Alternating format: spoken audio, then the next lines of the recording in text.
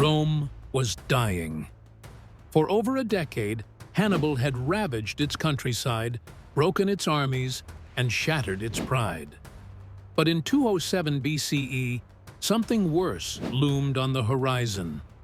Hasdrubal Barca, Hannibal's brother, was coming, with another Carthaginian army. If the two brothers joined forces, it would spell the end of the Republic. What followed was one of the most decisive and underrated battles in ancient history. In 218 BCE, Hannibal crossed the Alps with war elephants and an iron will. In the years that followed, he humiliated Roman armies at Trebia, Lake Trasimene, and the legendary slaughter at Cannae. Over 50,000 Romans died in a single day. Hannibal became a ghost haunting Italy, but in Spain, his younger brother Hasdrubal was carving his own legacy.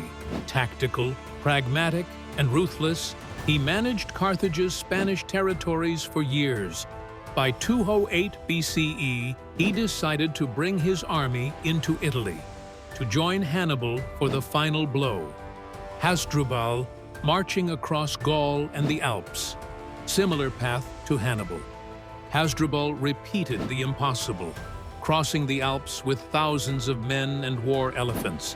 But unlike Hannibal, his march was smoother. Local Gallic tribes aided him. Rome watched in horror. The Senate knew, if Hannibal and Hasdrubal joined forces, Rome would fall. Rome scrambled. They appointed two consuls for the year. Marcus Livius Salinator, a seasoned veteran stationed in the north, and Gaius Claudius Nero, positioned in the south to keep Hannibal at bay. Dark nighttime scene. Nero in his tent, brooding, map lit by oil lamp. He makes a bold decision. Nero made a decision that could have cost Rome everything.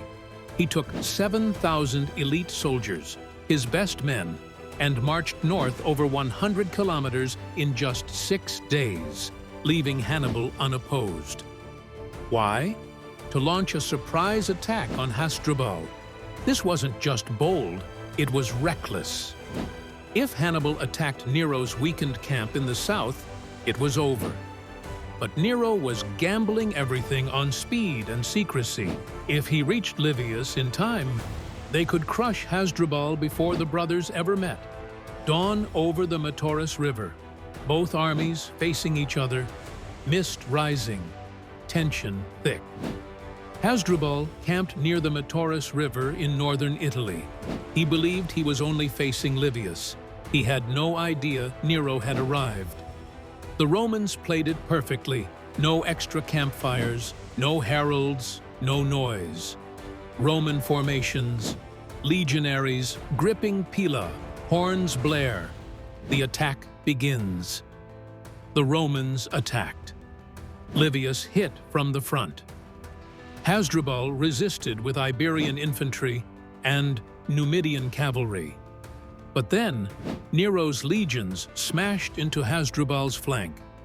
The Carthaginian line buckled. Show chaotic battle. Iberians breaking, Gauls panicking, elephants running wild. Hasdrubal's troops, a mix of Carthaginians, Gauls, and Spanish mercenaries, fought fiercely. But they were stretched thin, and the river blocked their retreat. The Romans pressed harder. The flank collapsed. Hasdrubal, sword in hand, charging into death. Refusing to surrender, Hasdrubal died in battle, likely by Roman sword or his own hand. Night, Hannibal's camp. A severed head is tossed over the barricade. Soldiers recoil. Rome wasn't done. They sent a chilling message. Hasdrubal's severed head was thrown into Hannibal's camp. It rolled across the dirt, silent, bloody, final. Hannibal knew it was over. The Battle of the Metaurus was a turning point. Hannibal was now trapped in southern Italy, isolated and without hope of reinforcement. He would linger for years, unable to win, unable to return home. Meanwhile, Rome rallied. A young general named Scipio Africanus prepared to take the war to Carthage's doorstep. In just 5 years, he would force Hannibal to return and defeat him at the Battle of Zama in 202 BCE. But none of that would have happened if not for Metaurus. Slow pan over the battlefield at dusk, crows circling. Then cut to modern ruins, statues of Roman generals. The Battle of the Metaurus is often overlooked, but it shouldn't be. It was one of the most brilliant executions of surprise, speed, and coordination in Roman history. It saved the Republic. It sealed Hannibal's fate.